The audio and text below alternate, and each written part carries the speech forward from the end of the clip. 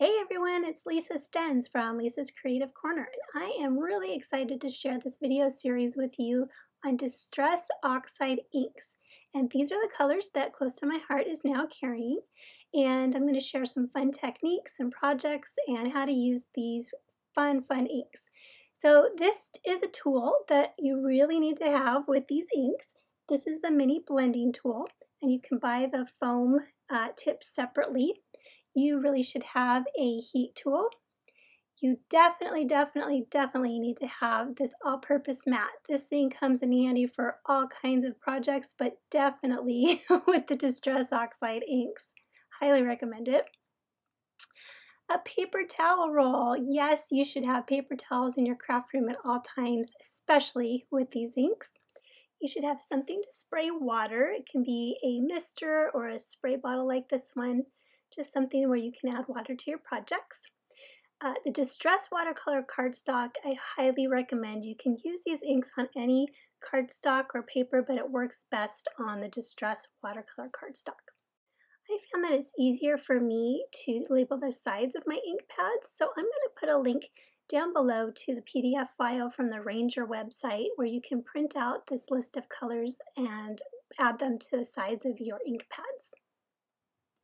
If you don't have any of these ink pads yet and you're wondering which ones you should start with, my suggestion would be these three right here: picked raspberry, mustard seed, and peacock feathers, because as you can see, just blending those three colors together, you can get a rainbow of different colors. So I'm going to start with a plain card base here, and I'm going to just start in the middle. This is not normally how you would start. Normally you would want to start on the edge and come in, but because of the card that I'm going to be making, I want color just in the middle of this card base. So you'll see in another video that I'm going to teach you how to come in from the outside to create a nice gentle blend. On this one, I'm just coming in, like I said, from the middle and going out. And I started with the yellow because I'm going to do a rainbow effect. And so I'm going to do the yellow and then do the pink on one side and the blue on the other and blend them in. And you might notice that I'm holding my blending tool on the bottom. I find I get a little bit more control when I hold it on the base as opposed to holding it on the handle. And I'm just going in a circular motion. It's easiest to get the ink down in a circle motion, and you want to just go very gently. You do not want to push down too hard. You can see right there on the blue, if you push too hard, you get that you can see that circle edge of the foam tool. So you want to just push very gently and go back and forth, especially if you're blending like this. You'll notice that I did the blue on the left side and then the yellow.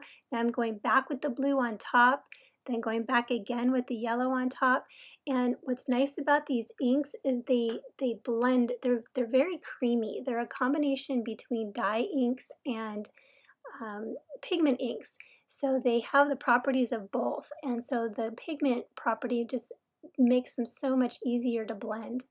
So now you'll see here I'm just going back on the opposite side with a little blue, so I've got the purple on that left side, and now I have a full rainbow effect going on there just from those three colors. And I cut a couple pieces of white daisy cardstock with the fancy Borders Thin Cuts die, and I'm going to add those pieces to the top and bottom of that card base. So that's why I didn't add the ink to the top and bottom. I knew those portions were going to be covered up. So I want to stamp some images to embellish my card, and instead of stamping the images and coloring them in, I decided that I'm going to use the Distress inks in the background, let the ink dry, and then stamp on top of it.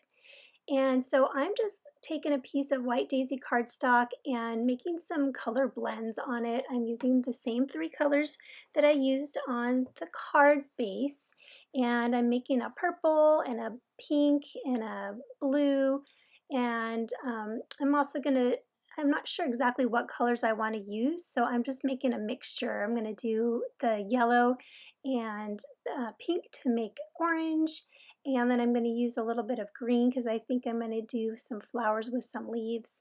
So I'm just making a mixture here of the different colors, and I'm not being too careful. I don't really care if I can see the the outlines and the blends. You know, it doesn't have to blend super smoothly because I know that I am going to be stamping on top of it and cutting things out. So you want to make sure that this ink is dry before you stamp on top of it. So it's a good idea to use your heat tool to dry it and just make sure it's super dry before you add any ink on top. So I'm going to use this Every Bit of Wonderful stamp, and I'm using the intense black ink because I know it won't smear. And so I'm just stamping right on top of the blends, and you can see it's going to be just, it makes the background just look really pretty on these outline stamps. And so I'm going to do some leaves in the green and the flowers. I wasn't sure where I wanted to stamp them, so I just kind of stamped a little bit all over. And now I'm going to go ahead and stamp the sentiment on the bottom of that piece of white daisy cardstock that I had cut out with the thin cuts die. And I'm going to attach those two pieces to my card base with some thin 3D foam tape just to give it a little bit of dimension. And now I'm just going to add the flowers and the leaves that I stamped and cut out to the card to finish it off. And I just love the blend in the background and the blend on the flowers and the leaves that I got from the Distress Oxide inks. Turned out to be a fun card. Now I'm going to make another card using the Distress watercolor paper. I did a similar blend like I did on the first card, but now I'm adding water to this. And this is a really, really fun thing that you can do with these Distress Oxide inks. As soon as the water hits the ink, it starts to oxidize. You can get all kinds of really cool techniques and effects from the water. So I'm going to dry the water with the heat tool just a little bit. Then I'm going to dab the excess off with a paper towel. So you can see it almost gives you like a bleached look, and it's just so, so cool. So now I'm going to completely dry it with the heat tool so that I have it ready to use on my card. And I'm going to make a shaker card. So I'm going to pull out the Heart Shaker Window Thin Cuts die, and I'm going to die cut a heart right out of the center of that and use the little bits from the center on the inside of the shaker card along with some sequins. So I'm just poking everything out and getting ready to make the shaker portion. So I added some foam pieces to the back, and now I'm adding some liquid glass around the opening and putting the heart acetate sheet right on top of that. And then I'm going to go ahead and add the foam heart on top of that once that dries. And that's going to be the back of my shaker. Then using the anti-static pouch, I'm just going to add a little bit of powder to the black card base just so that the sequins don't stick. And I'm going to add some of the Bluebell loose sequins to the center there, along with some of the die cut hearts that we made earlier. Now I'm going to go ahead and adhere that card front to complete the shaker portion of the card. And I think it just turned out really fun with all those little bits and pieces inside. And now I'm going to die cut a black piece of cardstock so I have a frame to place around that opening. And after adhering that die cut over the opening of the front of the card, I went ahead and die cut some letters using the Thanks Thin Cuts die and went ahead and adhered those just to the bottom underneath the heart on the card base. And then I stamped a sentiment from the With All My Love stamp set, which is the October stamp of the month. And I stamped that on a piece of white daisy cardstock and cut that into a small banner shape. And I'm going to go ahead and attach that on the left side right above the word thanks with a little piece of foam tape. And that will pretty much complete my card. Hope you learned something new today about the Distress Oxide inks and are excited to try them yourself.